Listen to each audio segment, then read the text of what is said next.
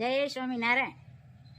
ભૂલો ભલે બીજો બધું મા બાપને ભૂલશો નહીં, અગણિત છે ઉપકાર એના, એક દેવી સરશો નહીં. દેવો પૂજ્યા જપ વ્રત કર્યા ત્યારે ડેઠો તમ મોકળું, એ પુનિત જનના કાળજ પથ્થર બની સુંદશો નહીં. કાઢી મુખેથી કોળિયા મોમાં દઈ મોટા કરાય, અમૃત તણા દેનાર સામે ઝેરયો ગળશો નહીં. તે લડાવ્યા લાડ તમને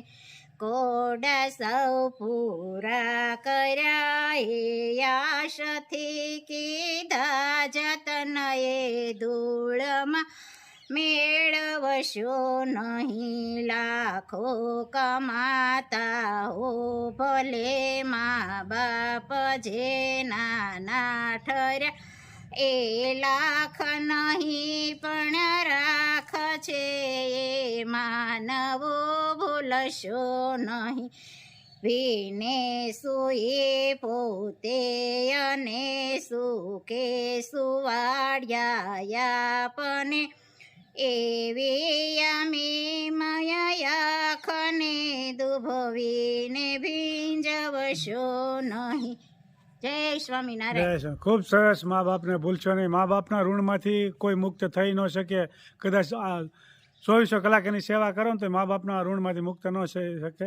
એક સરસ મજાની આગળ વાત કરું છું. એક સૌરાષ્ટ્રમાં ઘટના બની ગઈ છે. બ્રાહ્મણનું કુટુંબ અને એકદમ ગરીબી ભવડો લઈ ગઈ છે, અને એક એના છોકરો હતો. છોકરો ભણવામાં બહુ જ હોશિયાર હતો. એટલે એના શિક્ષકો વારે વારે કીધા કરે કે રાજુને ભણાવજો, રાજુને ભણાવજો. પણ ગરીબ મા બાપને એની ચિંતા હતી કે બીજા ટકના ખાવાના હાથા હતા. એટલે પછી કે કેમ ભણાવશું એમ ચિંતામાં હતા, ને કાળી મજૂરી કરે અને રાજુને ભણાવે. અને રાજુ ભણતો ભણતો 10મા ધોરણમાં પહોંચ્યો. એટલે રાજુ પછી તો રંગીલું વાતાવરણ હોય, અમદાવાદમાં ભણવા મોકલ્યો. એટલે પછી ત્યાં એના મા બાપ એક વખત નાસ્તો લઈને ગયા હશે, તો રાજુને બહુ ગમ્યું નહીં, કારણ કે લગર બગર વે. એટલે કે તમે નાસ્તો લઈને ન આવતા. એટલે માતા પિતાને અંદરથી દુઃખ થયું કે કાંઈ વાંધો નહીં, છોકરો છે એવું કીધા કરે. એ નાનું એવું મકાન હતું, એ વેચી નાખ્યું રાજુના ખર્ચા હાટું. અને રાજુને કલેક્ટર મોટો બની ગયો.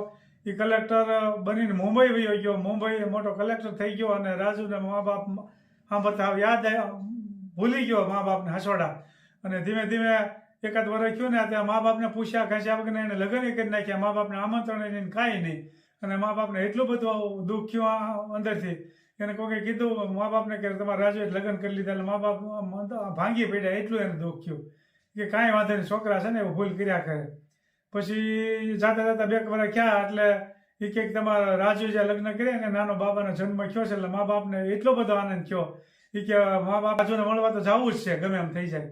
એટલે એના રાજુના પિતાએ ના પાડી કે ન જવાય, આમંત્રણ જ્યાં નથી ત્યાં ન જવાય. એ કે આપણો હકો દીકરો છે, એની માથી ન રહેવાનું. માને જેટલું એક દીકરા માથે હોય ને એની કોઈ સીમા જવા દો, માથી રહેવાનું નહીં. માં કંઈક નહીં જવું છે. પછી મા બાપ બે ગયા રાજુને મળવા માટે મુંબઈ ગયા છે. અને પૈસા નથી ટિકિટના, બાજુમાંથી પૈસા લઈને ગયા અને ઠોકરા ખાતા ખાતા પૂગ્યા. અને રાજુનું મકાને પૂગી ગયા. અને રાજુ સિક્યુરિટી રાખેલી હતી રાજુએ.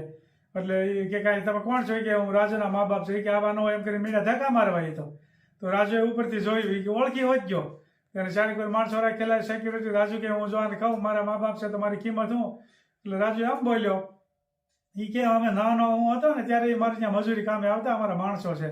એ રાજુના પિતાના કાને શબ્દ પડ્યા અને એટલું બધું અંદરથી દુઃખ થયું, પ્રાણ પંખીડું યાંયાને ઉડી ગયું, યાંયાને ગુજરી ગયા. પછી એના રાજુના મમ્મી એકલા રહ્યા.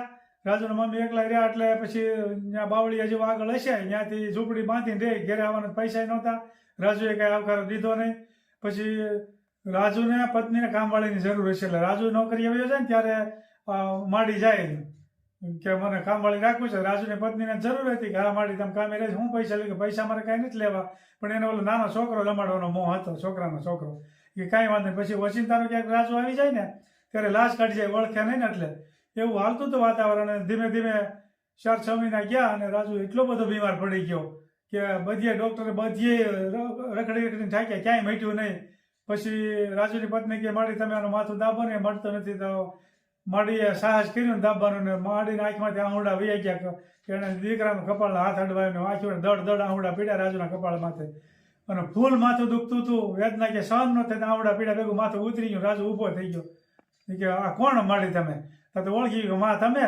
એ કે હા હું. એ કે મારા પપ્પા ક્યાં ગયા? આમ મારા બાપુજી ક્યાં ગયા? તો એ કે તું એમ બોલ્યો ને કે આ તો અમારા માણસ રાખ્યા હતા.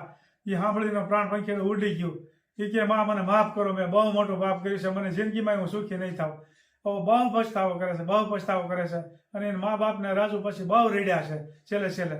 એટલે મિત્રો આજ ખાસ જણાવવાનું છે કે અટાણે છોકરાઓ પૈસા થઈ જાય તે મા બાપને નથી સંભાળતા, આવું બની જાય. રાજુ જેવી ઘટના ન બની જાય. મા બાપ થકી જ આપણે જન્મા છે, મા બાપે જ આપણને માણસનો જન્મ આપ્યો છે, એટલે ભૂલ ક્યારેય ન થવી જોઈએ. જય સ્વામિનારાયણ.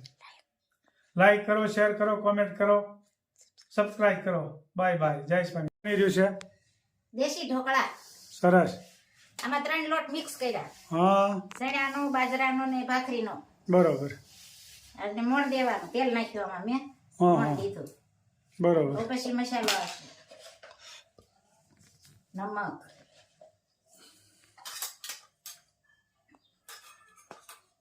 હલ્દી અને ધાણા જીરું, ચટણી, આ મેથી કા પત્તા, બહુ જાજુ ભેળ્યું.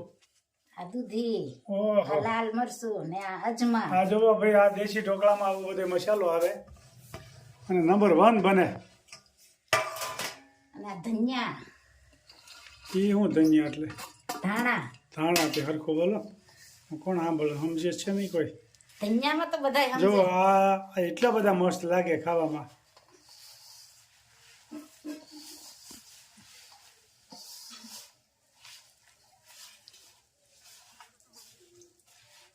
આની પેલા આપણે બનાવી પણ આવો હું ભેળ્યું ને એવું કઈ આપ્યું નહોતું. રેસીપી નહોતી આપી. હા, એટલે લોકોને એમ થયું છે કે આ શું હું નાખ્યું છે.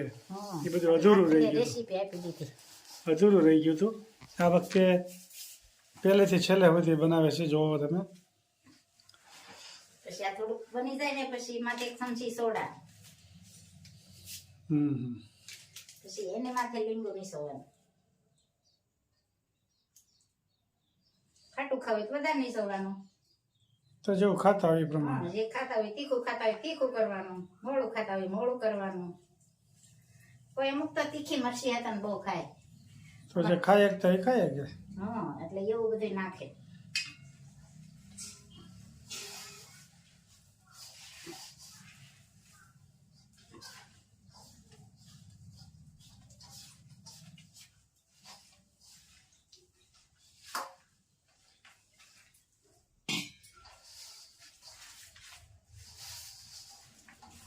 આપણે કેમ આ ભજીયાનું દોઈ એમ એક ખાત આમ જ દોઈ એ રીતે લોટ બાંધવાનો એટલે ઓછું થાય. સારું થોડો નાખીને એક આટે જ ઘૂમડવાનું આમ. બરાબર છે.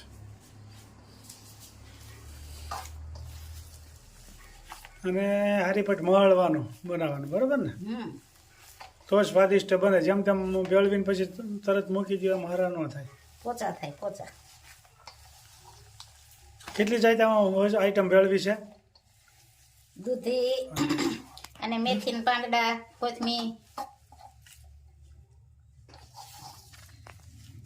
મરચું, હળદર, ઘણી વસ્તુ ભેળવી છે. મસાલો તો બધો હોય, તો ગૃહિણીને ખબર જ હોય. પછી આને વાળી મૂકવાના તેલ વાળા હાથ કરીને